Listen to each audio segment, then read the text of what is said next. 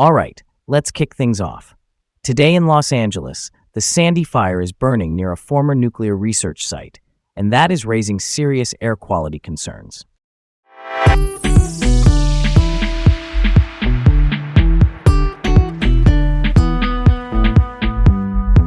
I'm Leah. And I'm Garrett. Welcome to Laid Back Local, the news of the day with Leah and Garrett, coming to you from Los Angeles, California.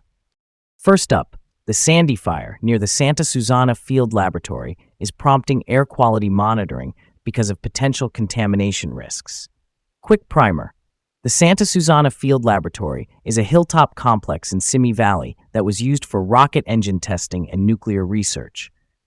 In 1959, there was a partial nuclear reactor meltdown there, which is one reason people worry when smoke or ash could move across or off that site. The lab is under a state-led environmental cleanup right now. As for the fire itself, officials say it has burned over 2,141 acres and is about 30% contained. Contained means firefighters have lines around portions of the fire that they believe will hold. Cooler, more humid weather help tamp down fire behavior. The Ventura County Fire Department, the county's main firefighting agency, is actively monitoring air quality around the burn to make sure public safety decisions are based on data. The concern is that any fire, if it burns across contaminated soil, could loft particles, so they are watching closely for anything unusual. That gets to the heart of it. When you hear former nuclear site, you tense up, right? The 1959 incident is often called one of the worst nuclear accidents in U.S. history. So even with a cleanup underway, a wildfire nearby is unsettling. I appreciate that air quality monitoring is in place. Data helps calm fear. Still, real talk, this is one of those moments where history makes today's smoke feel heavier than usual. Next up, Southern California's air quality is worsening amid multiple wildfires, including the Sandy and Bain fires, plus others like Verona and Santa Rosa Island. The South Coast Air Quality Management District, the regional air regulator for Greater LA, issued a smoke advisory.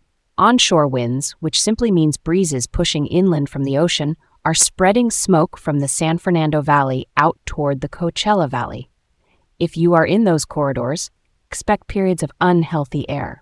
Practical note, check the AQMD smoke map. Keep windows closed if it is smoky, use an N95 mask if you need to be outside, and if you have asthma or heart conditions, this is a good day to take it easy indoors. Yeah, that hits different when the wind shifts. I'm thinking about kids, older neighbors, and folks with respiratory issues. They feel this first. Monitoring matters, but so does timing your errands, running air purifiers if you have them, and using that simple rule of thumb, if you smell smoke, it's probably not the best air for a run. Stay flexible today. Next up, ex-LA nonprofit worker arrested for drug possession near MacArthur Park. Federal prosecutors say Christopher Barrett Johnson, a Culver City resident, is charged with possession of fentanyl and methamphetamine with intent to distribute. Intent to distribute is legal speak for possessing drugs with plans to sell or share them. MacArthur Park, for anyone newer to the city, is a busy Westlake neighborhood park just west of downtown. According to the U.S. Attorney's Office, this started when Johnson made a U-turn in front of police, which led to a traffic stop. Investigators say they later found a backpack with drugs, cash, and a digital scale. Court filings mention a substantial amount, including 142 grams of fentanyl. For context, fentanyl is a very potent synthetic opioid where even tiny amounts can be deadly. Johnson used to work for PATH, People Assisting the Homeless, a nationwide nonprofit that provides housing services, but PATH says his employment ended in 2025 and that they stopped outreach in the MacArthur Park area in mid-2024. Johnson reportedly told officers the drugs belonged to a woman named Red. If convicted, he faces a mandatory minimum of 5 years in prison. That's heavy. When someone previously connected to a service group is tied to an alleged drug case, it cuts deeper for the community. It is a reminder that fentanyl trafficking keeps intersecting with places where vulnerable people already gather. Real talk. This is why consistent outreach, treatment access, and smart enforcement need to go hand in hand. And just to be super clear, these are allegations at this stage. The quantities listed are alarming. Next up, A hunger strike at a Southern California ICE facility highlights alleged inhumane conditions.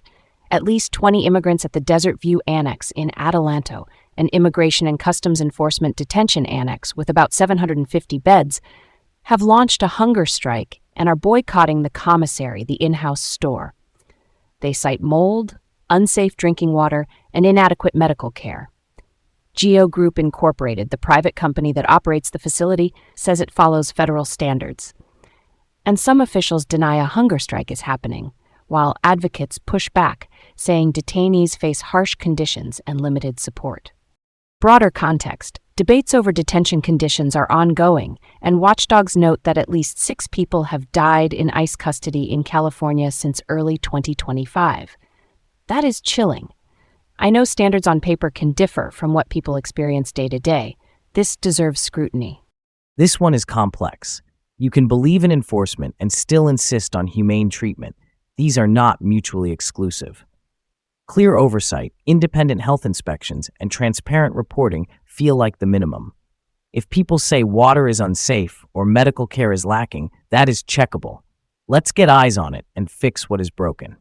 Last up, the Los Angeles City Council approved a $15 billion budget for 2026 to 2027 that paves the way to hire 510 LAPD officers. The stated goal is to offset retirements and resignations and hold the department around 8,555 officers by summer 2027. For reference, the force was closer to about 10,000 in 2020. Mayor Karen Bass supports the plan, and the budget also sets aside reserves, which are savings for emergencies, plus funding for sidewalk repairs and homeless services. Not everyone on the council agreed.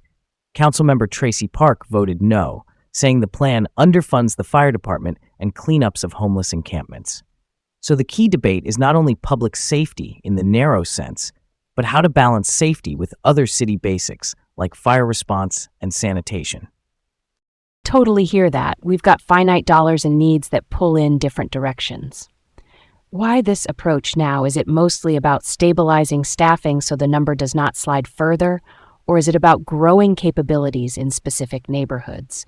I would love to see a clear map that shows how the 510 hires line up with response times, plus what the plan is for fire resources and sanitation crews at the same time. That kind of transparency makes these big numbers real for people at the block level. Thanks for tuning into Laid Back Local, the news of the day with Leah and Garrett from Los Angeles. Stay informed, and we will catch you tomorrow.